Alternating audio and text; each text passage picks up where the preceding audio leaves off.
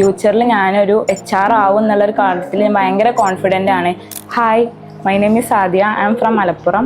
ഞാൻ ഈ history background വന്നതുകൊണ്ട് തന്നെ എനിക്ക് അങ്ങനെ ഫാമിലിയിൽ നിന്ന് എനിക്ക് അത്ര സപ്പോർട്ട് ഇല്ലേനു. റിലേറ്റീവ്സൊക്കെ ഭയങ്കര എന്തിനാ ഹിസ്റ്ററി എടുത്തിട്ട് അങ്ങനെ പോയി എന്നൊക്കെ ചോദിച്ചിരുന്നു. പക്ഷേ എനിക്ക് എൻ്റെ ഇതിൽ കോൺഫിഡൻസ് ഉണ്ടായതുകൊണ്ടാണ് ഞാൻ പെട്ടെന്ന് ട്രസ്റ്റ് ചെയ്താണ് എഡ്വിനെ ചേർന്നത്.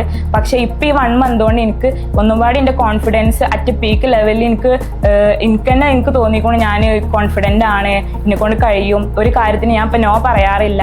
അതേപോലെ തന്നെ നല്ല കമ്മ്യൂണിക്കേഷൻ സ്കില്ല്, ഇവിടെ തന്നെ ഇംഗ്ലീഷ് കമ്മ്യൂണിക്കേഷനിൽ തന്നെ നമുക്ക് പ്രത്യേകം ക്ലാസ്സസ് പ്രൊവൈഡ് ചെയ്യുന്നുണ്ട്. എങ്ങനെയൊക്കെ ഇംഗ്ലീഷ് ഇമ്പ്രൂവ് ചെയ്യിപ്പിക്കുക എന്നുള്ള കാര്യങ്ങളൊക്കെ നമുക്ക് കൂടുതലായിട്ട് ഇതിൽ ഫോക്കസ് ചെയ്ത് പറയുന്നുണ്ട്. പ്രാക്ടിക്കൽ സെക്ഷനെ കുറിച്ച് പറയുകയാണെങ്കിൽ എങ്ങനെയാണ് ESI PF കാര്യങ്ങളൊക്കെ നമുക്ക് വേണം, എന്തൊക്കെയാണ് HR ഉള്ളത്, ഇതിനെക്കുറിച്ചൊക്കെ ഒരു ഓവറോൾ വ്യൂ ഞങ്ങൾക്ക് കിട്ടിയിട്ടുണ്ട്. ഇപ്പോൾ ഈദ് നടന്നപ്പോൾ ഈദിൻ്റെ സെലിബ്രേഷൻ നടന്നു.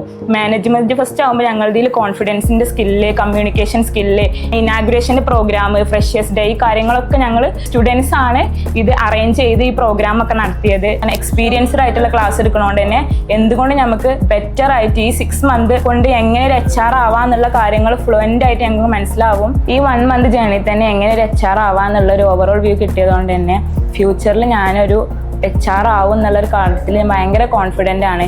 ഈ ഒരു കോൺഫിഡൻസ് എനിക്ക് കൂടുതൽ ഉണ്ടാക്കി തന്നത് എഡ്വിൻ അക്കാദമിയാണ്.